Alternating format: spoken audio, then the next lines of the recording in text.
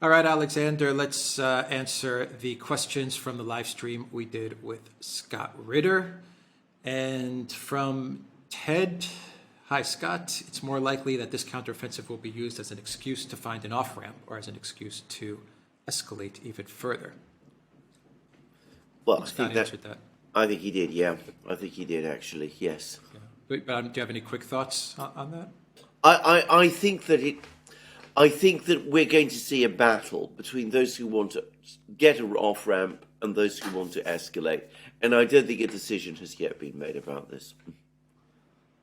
Valley says, wishing Scott Ritter all the best. He's awesome. Love from Ohio. Christian says, Scott, in a recent live stream on Ask the Inspector with Jeff Norman, you expressed doubt that the U.S. or Poland would send troops to Ukraine. Could there be some common ground with you and Alexander Bertkudis? He did answer that. He did answer that. He did answer that one in detail. Rick F., one of two. Why do neocons feel mad? MAD, Mad Calculus, has changed since USSR. Russia has superior strategic capability, including Poseidon, Mega Torpedo, and Avant-Garde ICBM. And part two, when a propagandized population and media have lost their fear of nukes, MAD is no longer deterrent, but destiny just takes one misstep. I think he discussed that a lot in detail, yeah. Yoav, thank you for that super chat. Elena says, for the West, isn't war with Russia a must at this point, today or in a few years, since Europe still needs the resources? I don't think it's a must.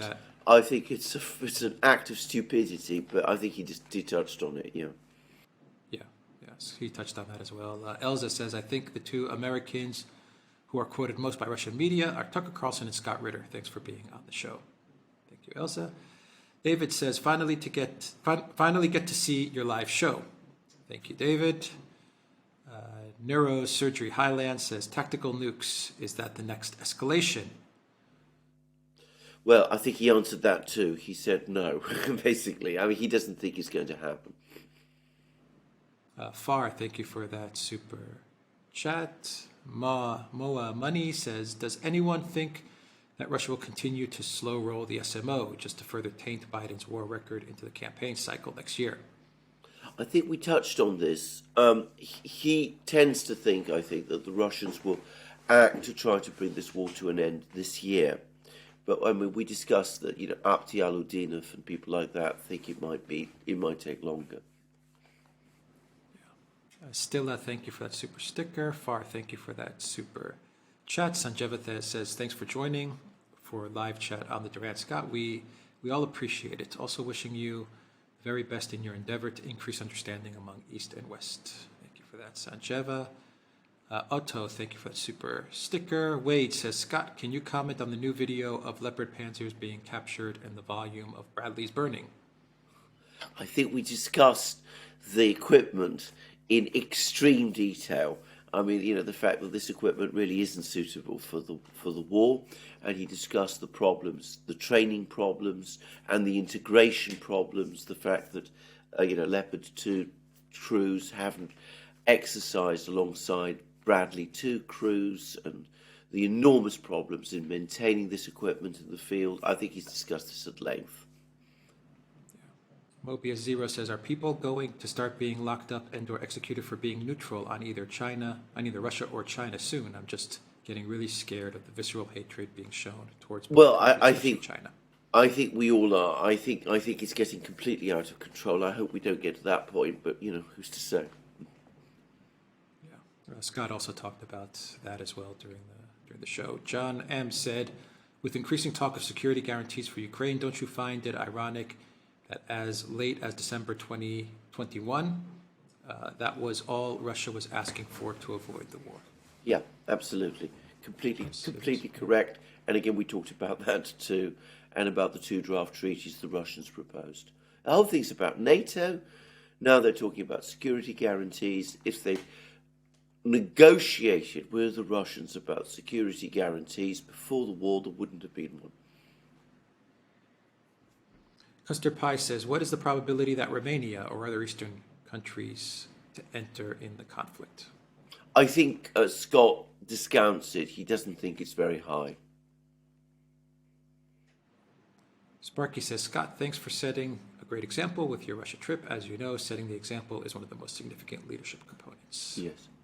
Thank Scott. Thank you, Sparky, for that. Tamim Q says, Sweden inflation 7.6%, real income drop 5% for second year. Average department household 42,000 euros. Unemployment 7.2%. Increase in living cost 7,500 euros a year.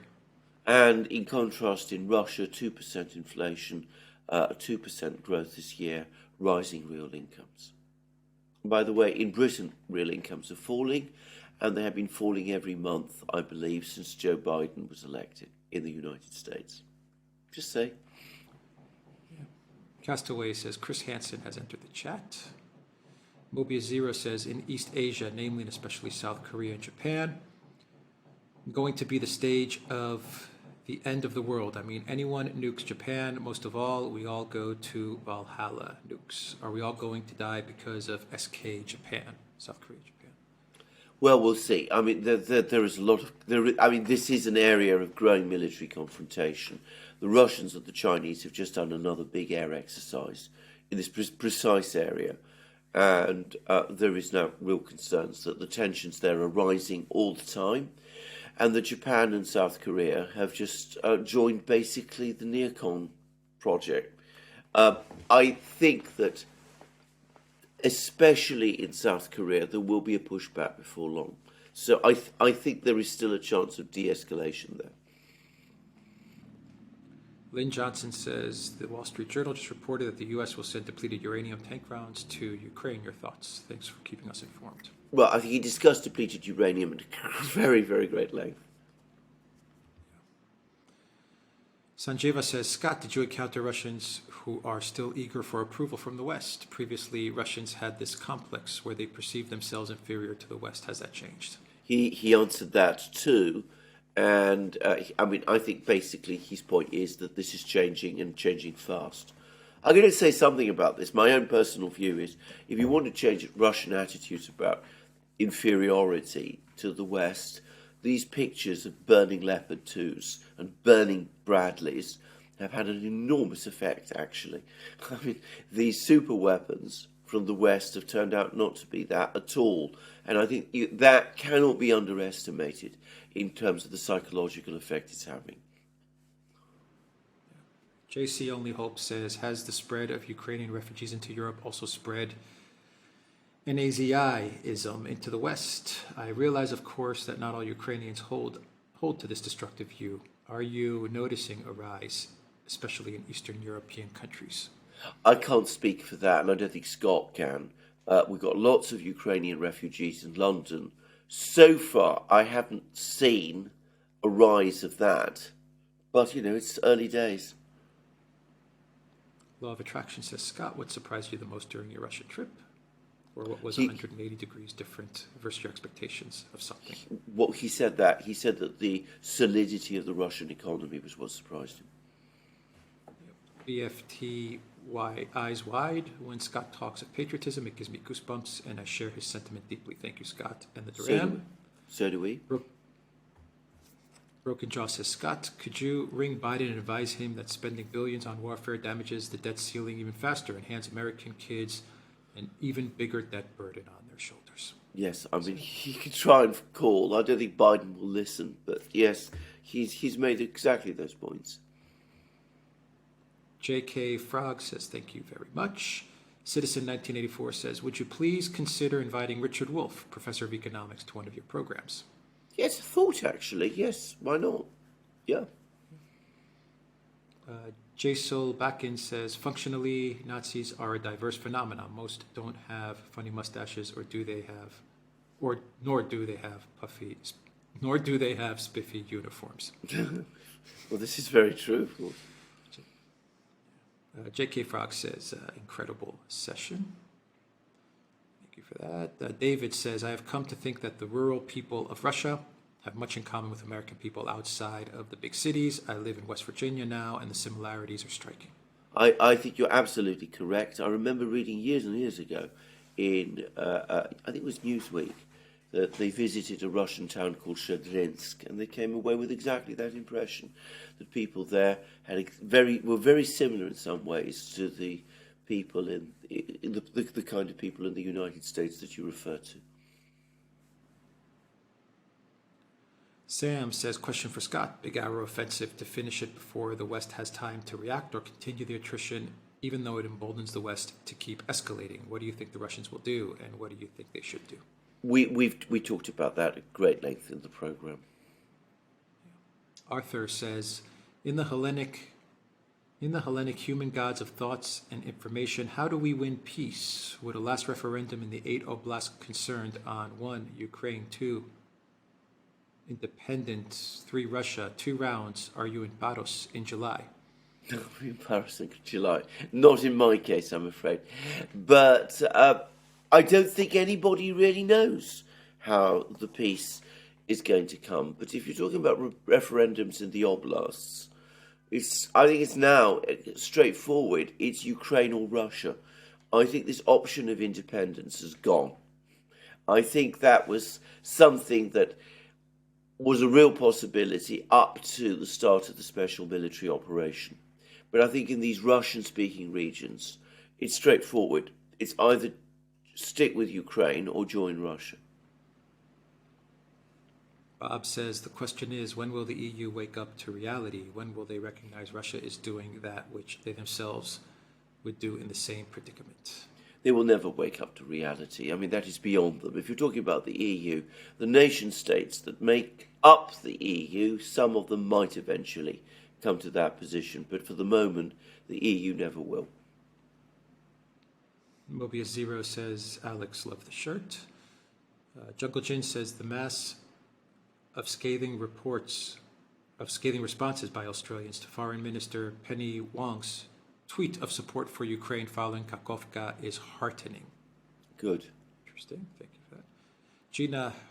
Gina Hartsock says, thanks, Scott, for your passion for truth. Thanks, Duran, for all you do.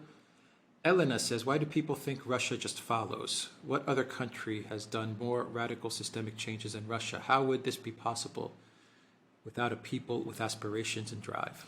Oh, entirely correct. You're completely right about this. I mean, the idea that Russians are, conformists who always do what the people on high tell them. I mean, just look at Russian history and it tells you a completely different story. Nicole Vance says, I was not surprised by the economic results of Russia. They knew this was coming for many years. Yeah, I mean, I think, well, good for you for not being surprised. I mean, I was surprised. I knew they were preparing, but I still was surprised that it just caused a minor dent.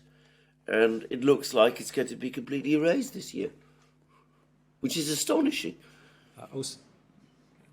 Osak says, great to see Scott in the Duran. Tristan says, Russia has come to understand that their economy is self-sufficient compared to the debt-based Western financial economies. Evidence versus lies sold. Absolutely. And in fact, there was a fascinating meeting when the finance minister, Siluanov, pointed out that very thing to Putin himself over a discussion. He said, we've only got 15% debt to GDP ratio. All the other Western states, apart from Germany, it's over 100. Mobius Zero says, off topic, do you think that China will eventually do to Japan what Russia is doing to Ukraine right now? Overall, how likely or possible is it that there will be a final battle between China and Japan? I don't think the Chinese are looking to do that. I mean, they have a territorial dispute over some very small islands, but I don't think the Chinese would be looking to a kind of war with Japan like the one we're looking at in Ukraine. I mean, that would be on a completely different scale. I mean, don't underestimate Japan. It's still a mighty industrial power, and it does undoubtedly have the ability to develop nuclear weapons. So I don't think this is the Chinese plan. But, we could very well see clashes in the South China Sea, over Taiwan, over these islands. But I think both sides, both China and Japan, will try to avoid an all-out war. Sanjeva says, Scott, why do ordinary Americans also have anti-Russian attitudes? Poll after poll, a majority of Americans still have a hostile attitude towards Russia. Can that ever be changed? Well, we didn't talk about that, but I mean, I think it is decades of unrelenting propaganda about Russia going way back throughout the Cold War. It hasn't always been so.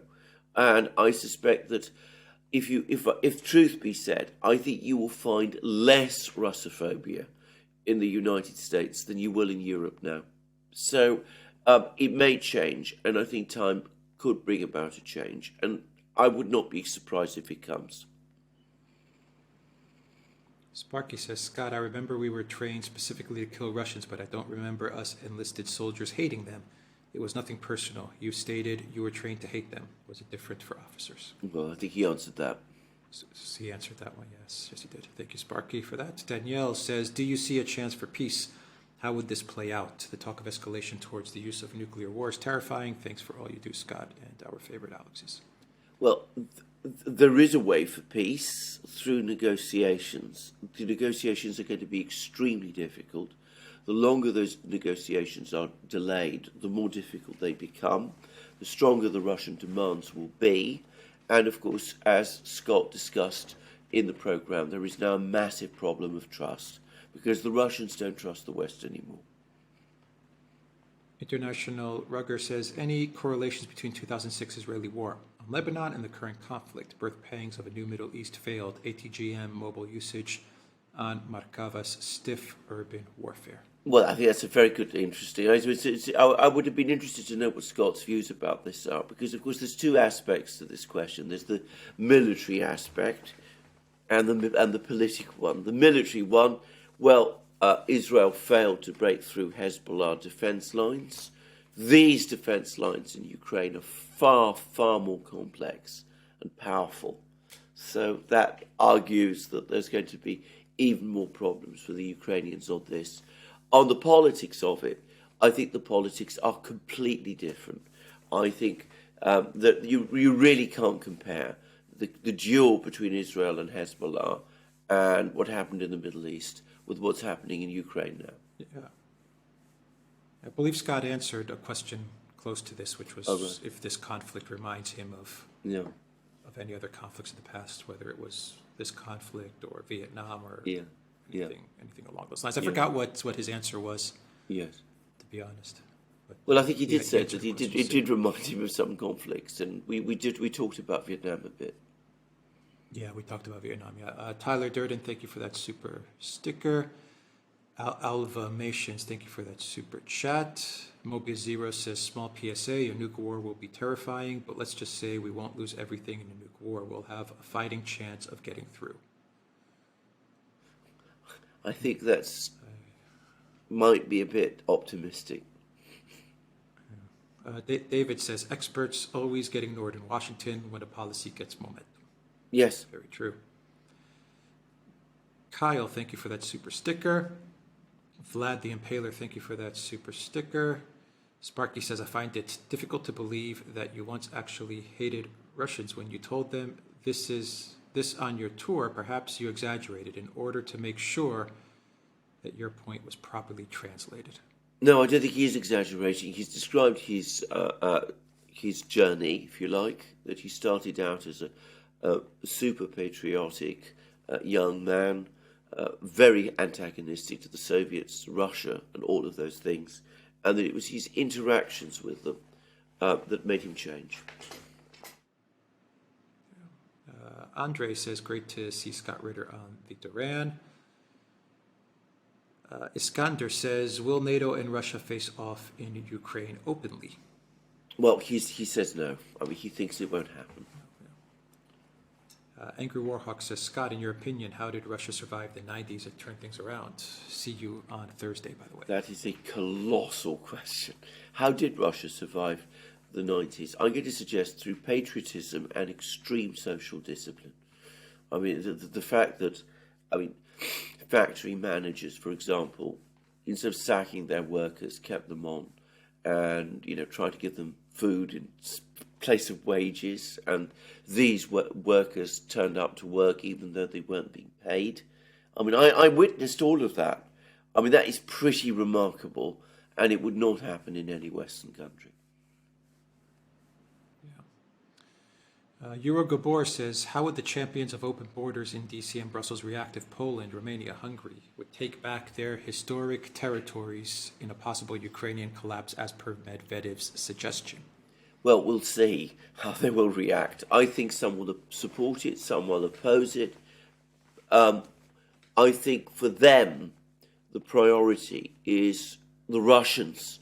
And if the Poles carry out a land grab with the collusion of the Russians, they won't be happy, because it would seem like they've become complicit with the Russians and it will extend Russian influence. So I think that they won't be happy for that reason. Okay, Andres Berzin says, please talk about the Medvedev telegram map. The Novorossiya, it's the map that floats around a lot. I believe that's what. Yes.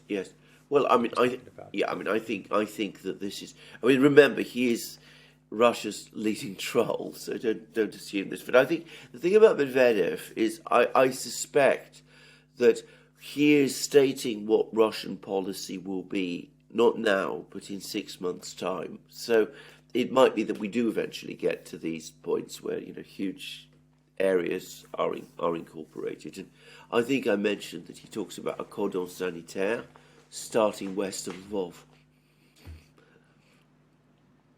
Robbie France, thank you for that super sticker.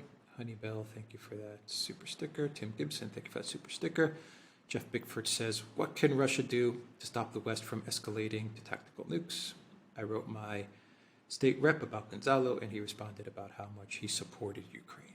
Well, there you go. What can the Russians do? Remind the West that they've got nuclear weapons, and make it absolutely clear that this is a complete red line. I mean, there are red lines, and then there are real red lines, and I think this is a real red line. The West thinks that it can supply nuclear weapons to Ukraine. It is toying with fire, playing with fire. Vladimir says, Scott is correct about the 90s. My parents and I, like many other families, lived through those times when stores were empty and people lost all their savings in a matter of days. Terrible times.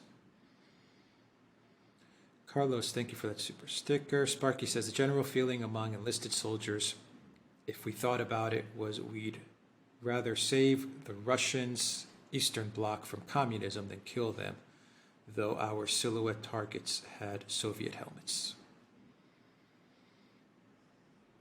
Francis Bluebow says, Mr. Mercuris, what would be your expectations on if a general election for an elected head of state in either Haiti and or Libya will have a likelihood to be held prior to the next U.S. elections? Two nations, one question.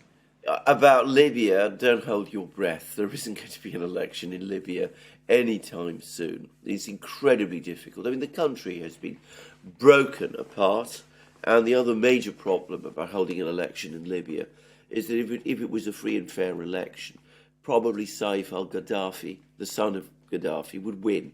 So for that reason, they're not going to let an election happen. So Libya isn't a possibility.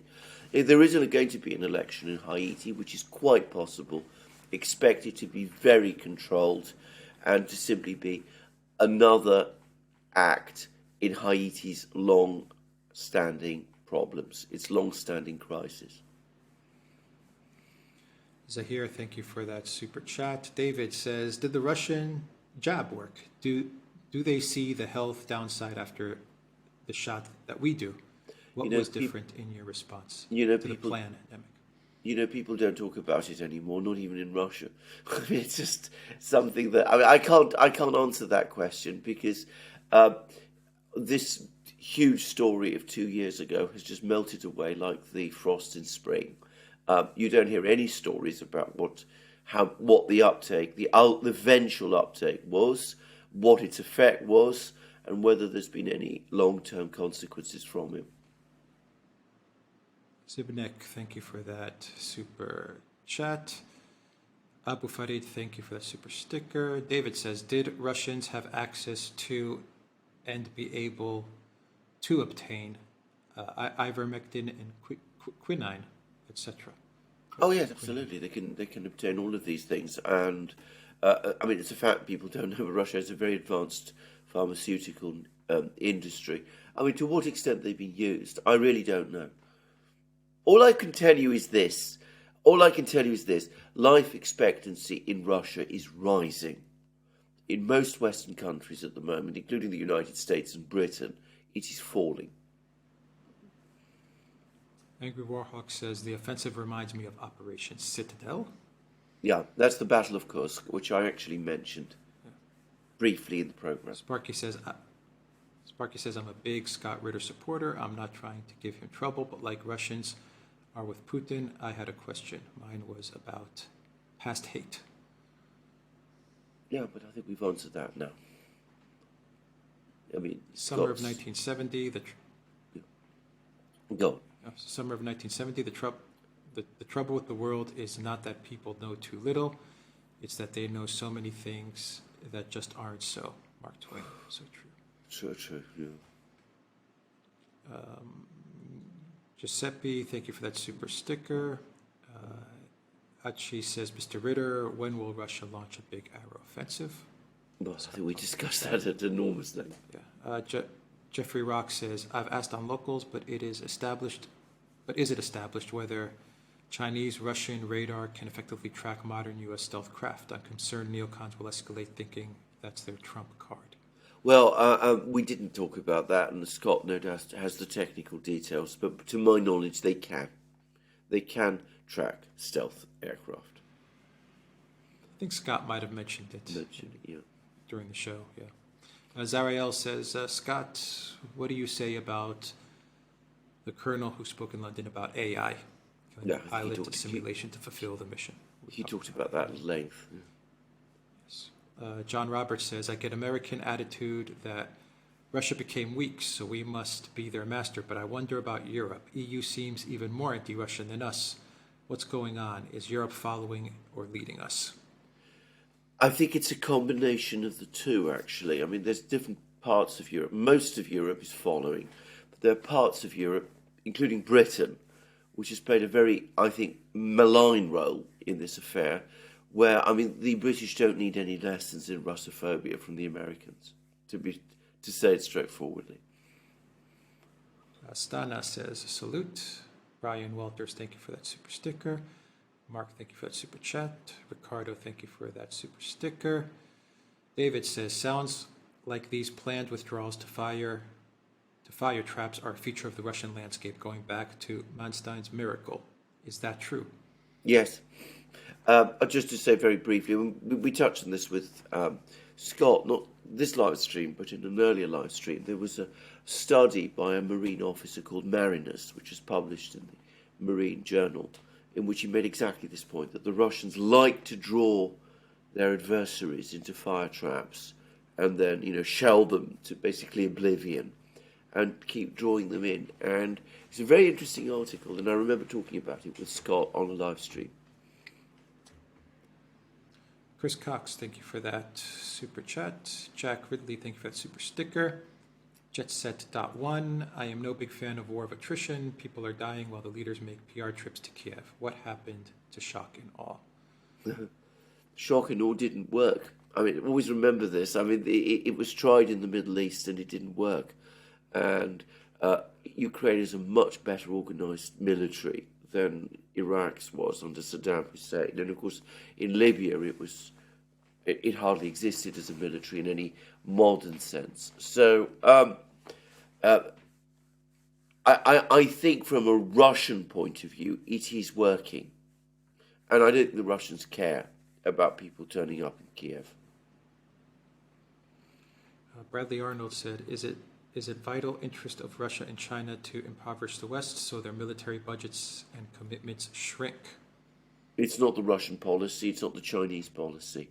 I think what the Chinese and the Russians want is some kind of global deal with the West, whereby the West leaves them alone, they leave the West alone, everybody trades with everybody else on various terms, and everybody enjoys the benefits of peace. I think that is the policy of these countries. Nino MPC says, if the collective West gives Ukraine tactical nukes, do you think Russia would counter with striking strategic Western targets outside of Ukraine? Well, they've already said that if a tactical nuke hits Russian territory, as far as they're concerned, that's a war, and they will respond with everything they have. Scott talked about that in the programme. Adibal, thank you for that super sticker. Sparky says, terrific analysis, Scott. Ruby Apal says, do you think Russia will take Kiev, Lviv, and Odessa? We come back to these questions time and time again. Scott wasn't sure how capturing Kiev could be done. Maybe they won't do it. I'm pretty sure they'll have some plan for Odessa at least. Achi says, was Operation Desert Storm the turning point for British forces becoming second-rate, like the reports that their poor guns jammed because of sand? That is a very good question. I don't know. I mean, I've never been a student of the evolution of the British military. What I would say is the contrast between the British military that fought that campaign in the Falklands way back in 1983 and the British military, or was it 82? In 82, and the British military of today is startling, and something has gone seriously wrong. J.H. Scott 6 says, thank you, three gentlemen, as always. Sparky says, I don't remember the Bradley being any good. Seems like upgrading them was making a silk purse out of a sow's ear for a military-industrial complex's boondoggle grift. I think Scott basically thinks as you. Bash Script says they don't tow them and return them to be fixed. Internet is full of photos and videos. They leave them in the fields. Why will you risk towing to fix when you get them for free? U.S. taxpayers will pay for it. Well, this is absolutely true. By the way, the U.S. is already sending 15 more Bradleys to replace the ones that have been destroyed. So that's what the US is going to do. It's going to throw more Bradleys and more money at this problem. At least that's what the Biden administration wants to do. Seal in the Sky says, will the upcoming NATO exercises in Germany be cover for a major air attack against Russia? As Scott discussed this at length, the answer is no. Ruby Apal says, thanks for the detailed analysis, Scott. I hope your book tour went well in Russia. I think it went very well. Ricardo Alfonso says, the British philosopher Benny Hill once said, when you assume you make an A out of you and me, an ASS out of you and me. Thank you for that. Yeah, absolutely. Benny Hill was not a philosopher, by the way. He was a brilliant comic. Just saying. A kind of philosopher. Kind of philosopher. A modern-day philosopher. Yeah. I loved Benny Hill. Yeah. Summer of 1970, quote from 1923, if insanity was something you could touch, that's what war is. True. Sasko Andreev, thank you for that super chat. Johan Ols, thank you for that super sticker. Leonid says, keep up the good work of informing people.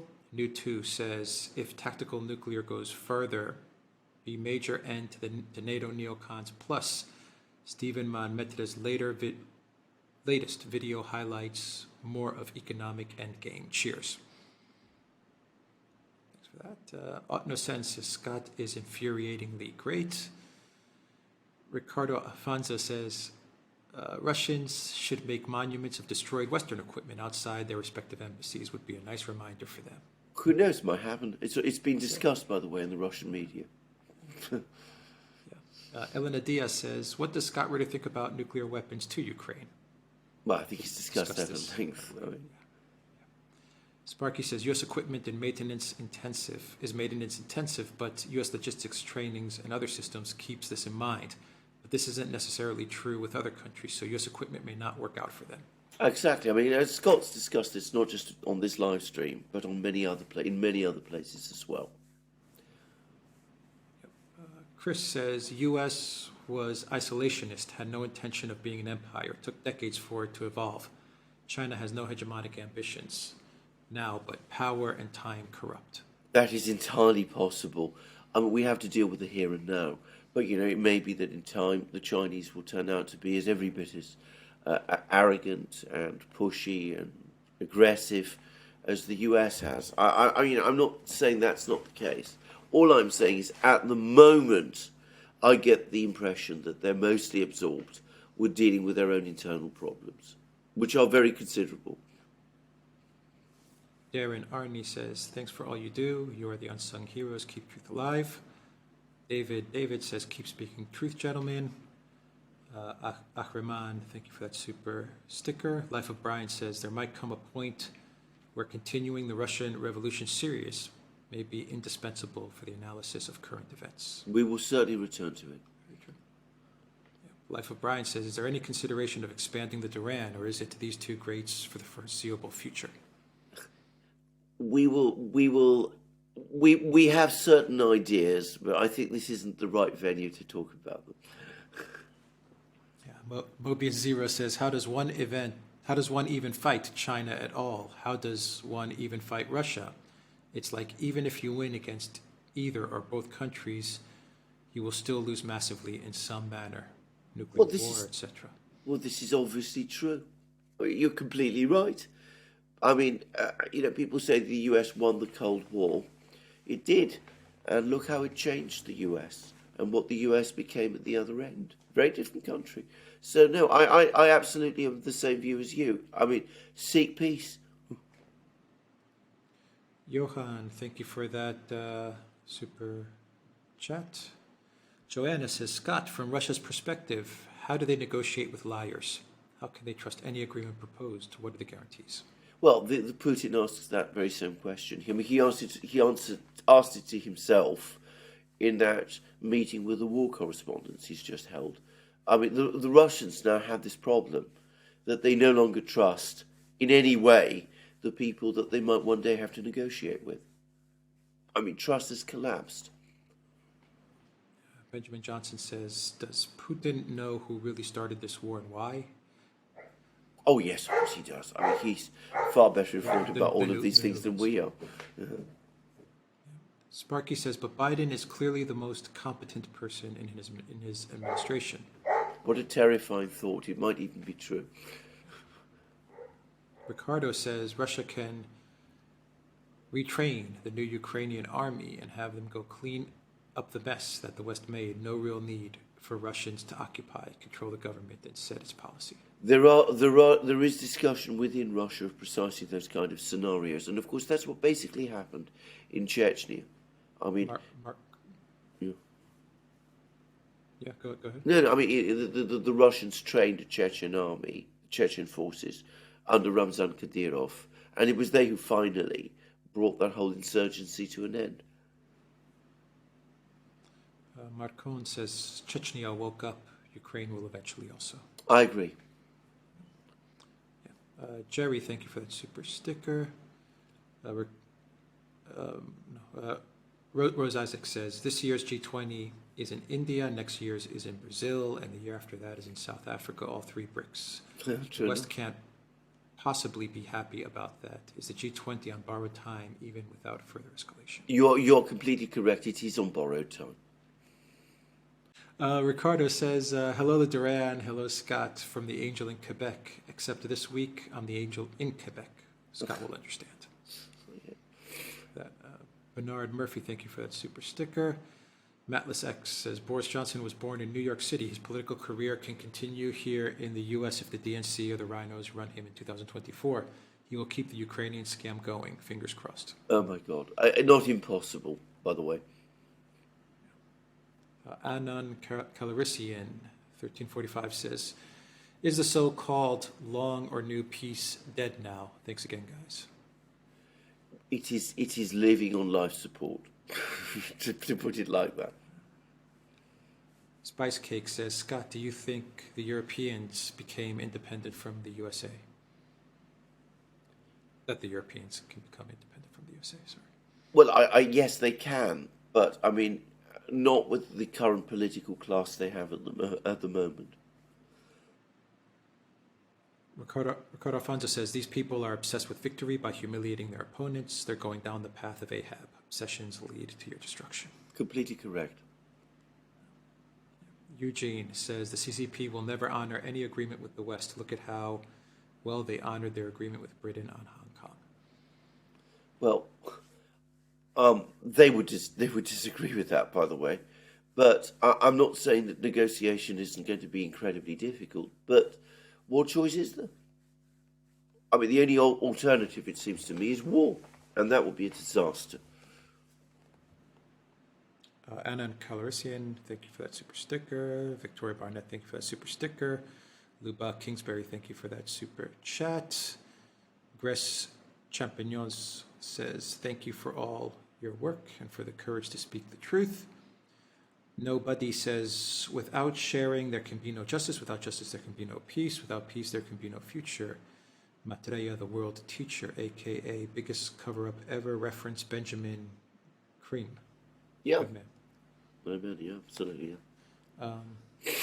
Ricardo Alfonso says, the U.S. will send Poland in to see Russia's reaction. If they kill them, the U.S. will not enter. Scott is 100% correct. Well, we'll see whether the Poles are prepared to be used in that way. Sydney, thank you for that super sticker. Sparky says, terrific work by the Duran and the guest once again. Thank you, Sparky, for that. Sparky says, build a better world with bricks. Yeah. True. And Sparky also says, make Ukraine Russia again.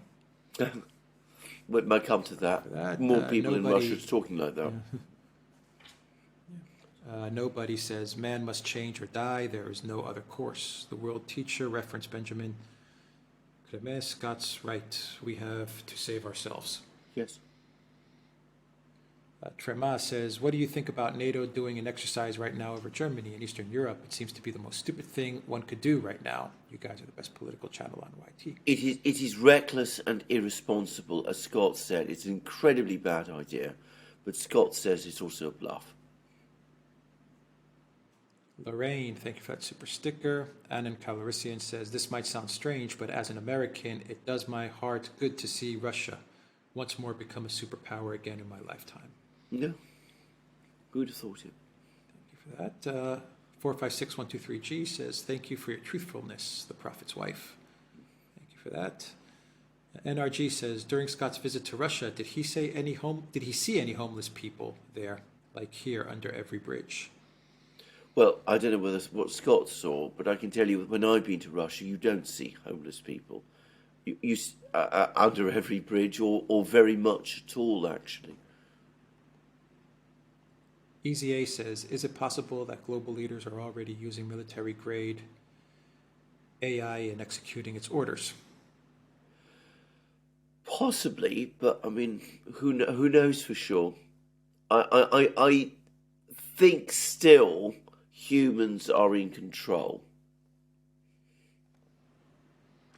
Atmos says, how can the war be stopped when there is someone like Joe Biden calling the shots who seems to want to keep this war going? Who can make peace, which is so badly needed? You're very correct in asking that question, and it's a very strong reason to vote out Joe Biden.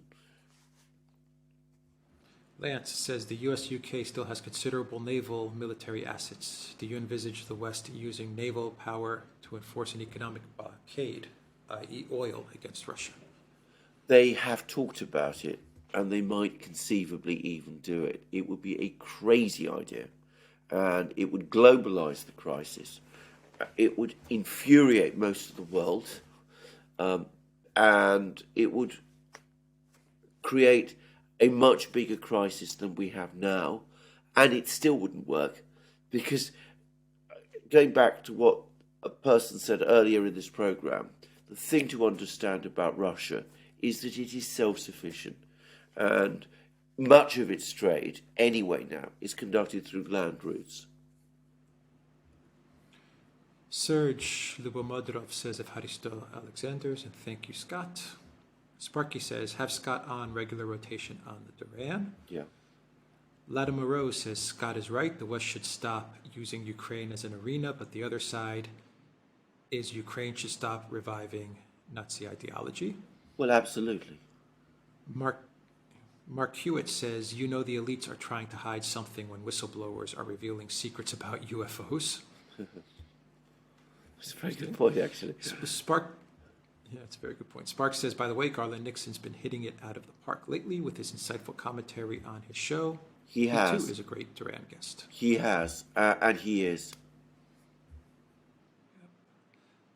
Otnosen says, if Bidenites would have been smart, they'd force Scott back to active duty, both shutting him up and benefiting from his insight. Luckily, they're not.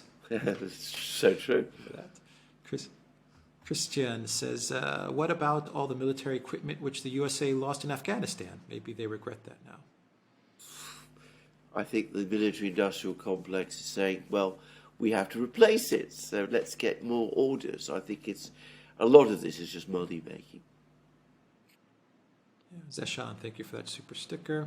Orange Proximity says, the only solution to this conflict is removal of neocons. I see no force in the West to deal with the neocons. Western populations are either brainwashed, ignorant, or impotent. Do you see anyone who can deal with the neocons? Well, look at what's going on in the United States. Look at the pressure that there is on the leading Republican candidate, Donald Trump. Look at all of these things. Now, they wouldn't be going through all of those motions if they didn't feel insecure and if they weren't afraid that that they could face a political challenge which might lead to a loss of control. So don't give up on this. I mean, the neocons are not popular. Jeffrey Sachs made that point in the live stream we had with him. This is a very small group of people, and one day they could lose control, perhaps sooner than we think.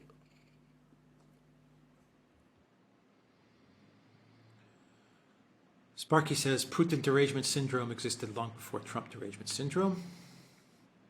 Very true. Klaus Vatana says, seems Russia is part of the globalist agenda. WEF, WHO would think that BRICS countries would jump that ship soon. I can't see how it's a part of the globalist agenda at all. If it was, we wouldn't be in a war with them. Proxy war with them. Sparky says, Pentagon nowadays is full of people who got there via F-up, move-up principle. Hopefully yes. A few good people slipped through and enact reason. I think both points are true, actually. Arctic Lord, thank you for that super chat. Magna Mentis says, great job, all of you. Keep going. Ricardo Alfonso says, the West is already run by AI. They're called neocons, completely artificial intellects. Very good. That's it. Sticky Mark says, meme T, a pic of great orator Zelensky with his strings held by the USA-UK hands and Luxembourg flag on the take yak hand in front of his mouth. Thank you for that, Sticky Marks. AWEU, thank you for that super sticker. Tim Gibson, thank you for that super sticker. Chuck Skalek, thank you for that super sticker. Sparky says, in the Army, we weren't trained to either love or hate the enemy, just to think of them as targets, since love or hate could throw off our aim. Thanks for that. Rose Isaac says, the BRICS pill is the only pill that matters. Yes. Thanks. Sticky Mark says, I wish I was clever enough to ask the guest a question, but I ain't. Think he's always got great answers every time I hear him. Free Assange and Gonzo. Absolutely, and don't be afraid to ask questions. Absolutely. And Sparky says, something ain't right about Lindsey Graham. He had humble roots and was an Army enlisted man before becoming an Air Force JAG officer. I would think he would have turned out good rather than evil. Well, I'm not going to try and psychoanalyze Lindsey Graham. I think that's a very difficult thing to do, to be honest. I agree. All right. And with Sparky's question, the great Sparky, we leave it there. Thank you very much, everybody, for your questions.